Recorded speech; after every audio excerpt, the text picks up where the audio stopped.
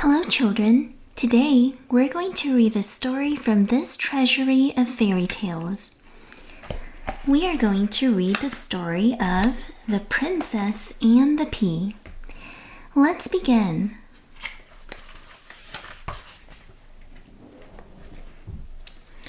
Andre was a most handsome prince. He was also the bravest, the strongest, and the kindest young man in living memory. When he came of age to be married, the king and queen determined that a princess should be his bride. "I will search for a real princess," Andre insisted. "A real princess has gentle manners, a kind and merry nature, and a caring heart. Beauty is not the most important thing." "And a real princess is just what you deserve," said the queen. The king promised to help his son find such a woman.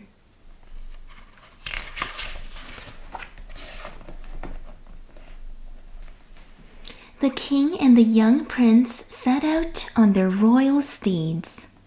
They traveled across the country to find a real princess, asking at all the villages and all the splendid palaces. They found many beautiful young maidens.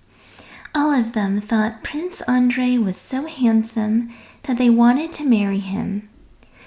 Ambitious parents were also eager to have their daughters make such an important royal match.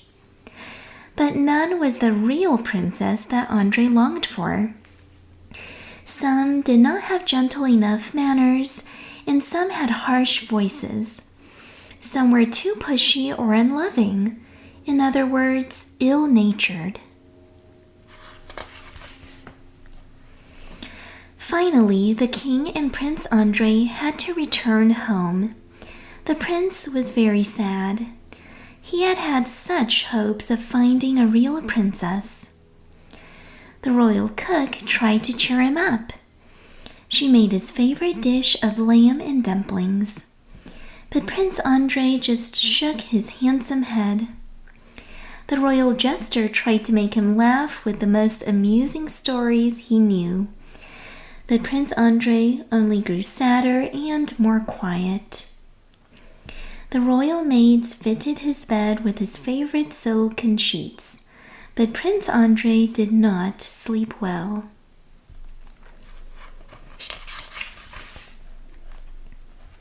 One night, there was a terrible storm throughout the kingdom. The rain poured down in torrents. Thunder boomed, and lightning forked through the sky.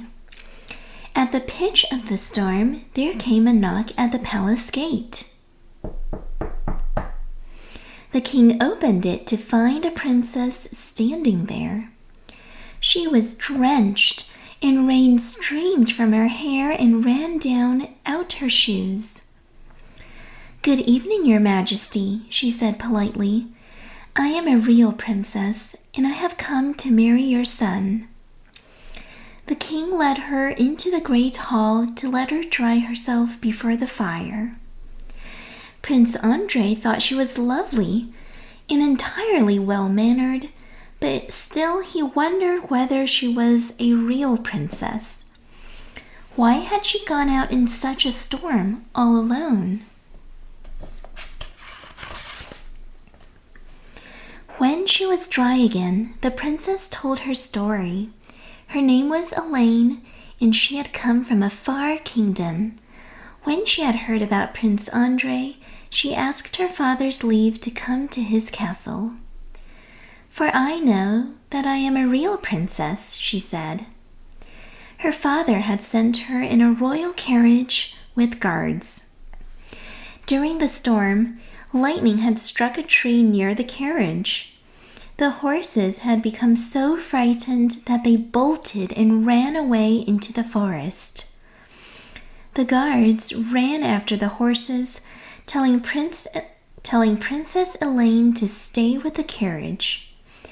But she was anxious to see the prince, so she came on foot alone. "A real princess does not give up," she said, "and I am a real princess." We shall see, said the queen. Prince Andrei and the king thought the maiden should be a true princess, but the queen said they should make sure.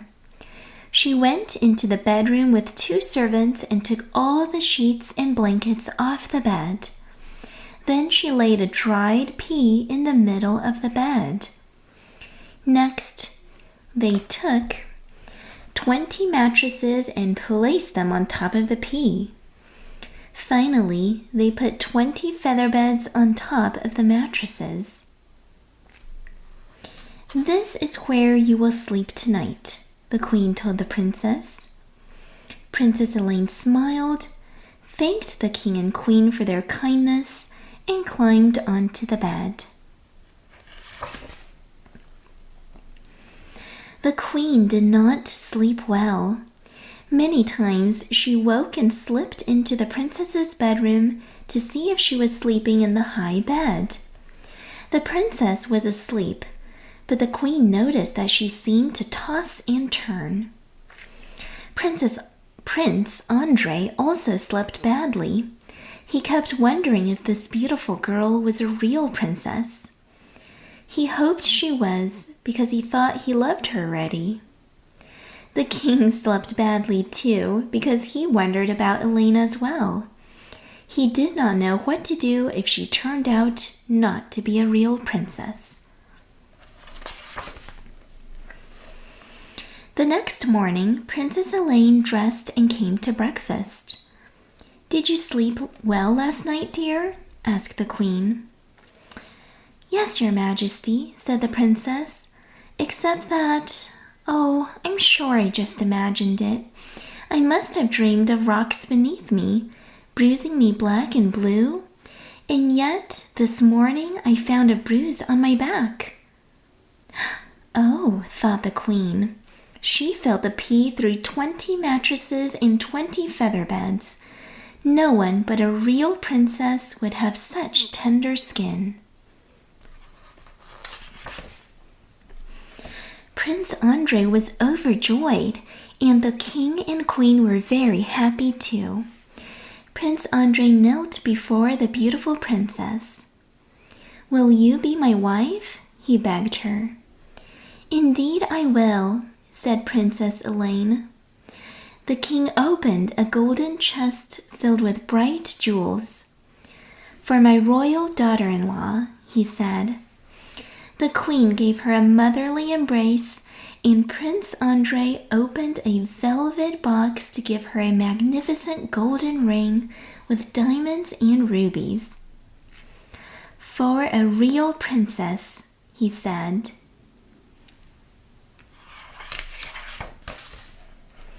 The royal wedding was lavish and elegant, and a great deal of money and care was spent on the festivities.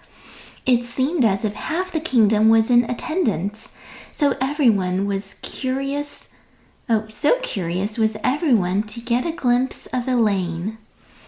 Certainly, the ceremonies were perfect for the most handsome prince in the land and the most beautiful, kind, and loving real princess. The king, the queen, and all the royal court were so happy that they sang and danced into the night and did not get to bed until well after dawn. The prince and princess lived long and happily. In time, Andrei and Elaine had several children, all of whom were girls, that is, real princesses, possessing all the beauties and all the frailties of their position. As we all know, true royalty not only has trouble getting a good night's rest, but has delicate skin that bruises easily. So it was decreed that the young princesses would sleep only on mattresses of the softest eiderdown, and that dried peas would be banished from the palace pantry. The end. Thank you for reading about the princess and the pea. We'll read again next time. Goodbye.